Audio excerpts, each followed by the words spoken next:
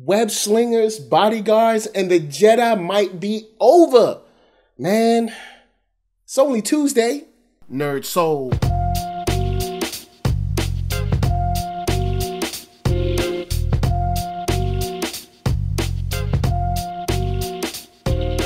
Late Ill Kid at OneYoungsta holding it down, bringing that street geek and nerd soul. And what is up, my people? Today we got another wonderful episode, and oh yeah, we're gonna get into it with on screen. That's right, movies and TV news, and we're gonna have a ton of fun. So let's wrap.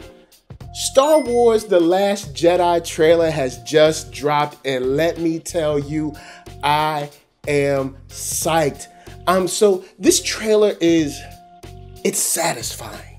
Like, you got everything that you need to know, in this galaxy, like what's going on right now, where everybody's at. And the biggest part about this trailer is something that I've been wondering about for a long time, because we never really got a lot of it because, Luke had to leave Dagobah.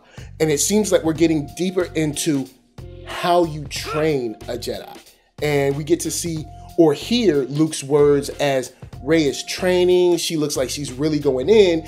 She's out of breath. She's falling to her knees and all kinds of stuff because she's probably just tired and, all used up from the Force.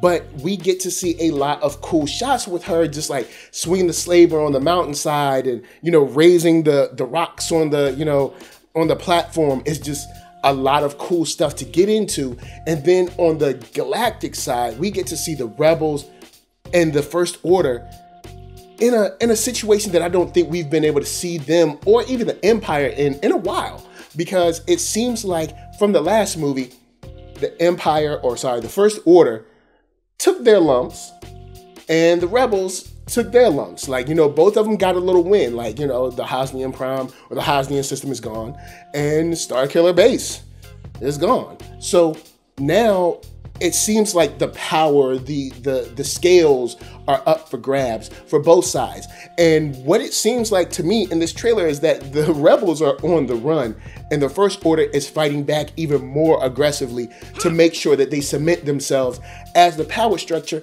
in the galaxy. And that is crazy to imagine such, ferocity inside of a story like this. I mean, the stakes are just high. And you see Poe Dameron and BB-8 back in action. You see so many explosions going on around them. You get to see Captain Phasma walking through the smoke. It looks like a flashback to kind of like a reverse shot of when the Jedi fell the very last time when Luke was raising them up and Kylo kind of like took over and killed everybody. It just looks like there's going to be a lot of heart-wrenching scenarios in this. And even Finn, we get to see a small shot of him and he seems to be in his kind of like medic chamber or whatever. But John Boyega did say when Finn comes back, he's not playing. And I'm hoping that when he comes back, there's just going to be a lot of just action for him to get into. And this is kind of like a prediction that I've had ever since The Force Awakens first came out. When it had, Poe Dameron, Finn, Rey, you had the new trilogy for us. When I got the title for Force Awakens, I was under the impression that Force Awakens meant that the Force was awakening in all three of them for different reasons. For instance, Rey will probably be the strongest with the Force, kind of like she just has the talent, like the outright talent. She doesn't have to work for it. She just has it. Like the Force is just in her.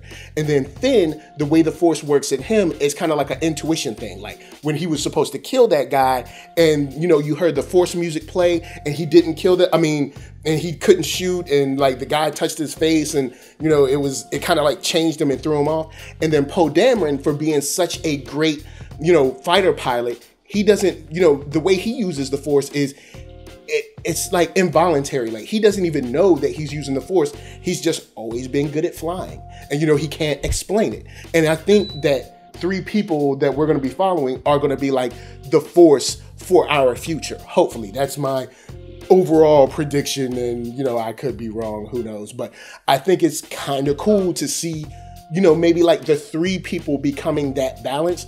I think that could be a lot of fun.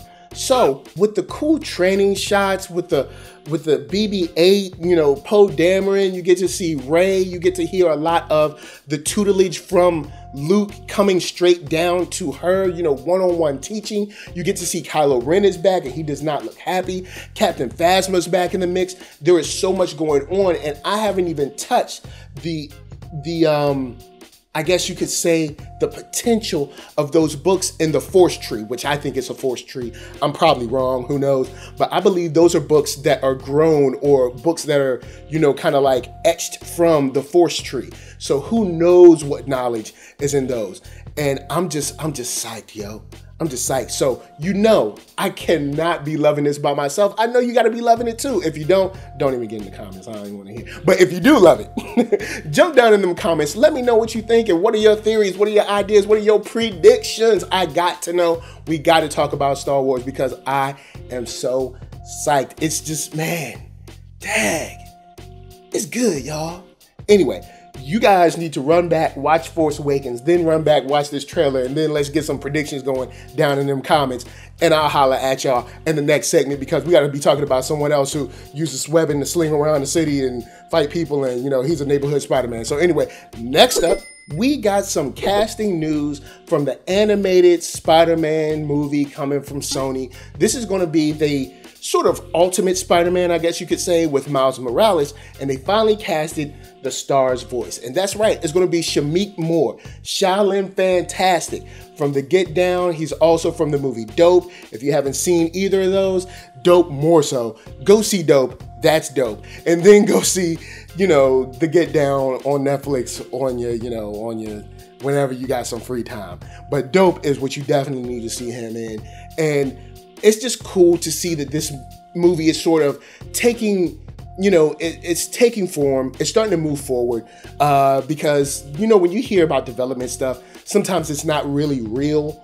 Sometimes even when you get casting information, it's not really real, talking about The Crow. But anyway, this movie seems to kind of be getting its flow on. Like, not only did they cast, that's right, Shameik Moore, but they've also casted Liev Schreiber, that's right, Ray Donovan himself, as the villain. So we've got two heavy-hitting actors that are going to be lending their voices to this project and bringing a lot of, that's right, John Roca, gravitas, and going to be bringing a lot of, like, kind of like weight to their roles. You know, they're going to bring a lot of realness and just believability, I think, to their roles, which is, it's good to see that they're taking this movie seriously. But if you did not know about your boy Miles Morales, he was created back in like 2011 in the Ultimate Spider-Man series that was in like the Ultimate storyline.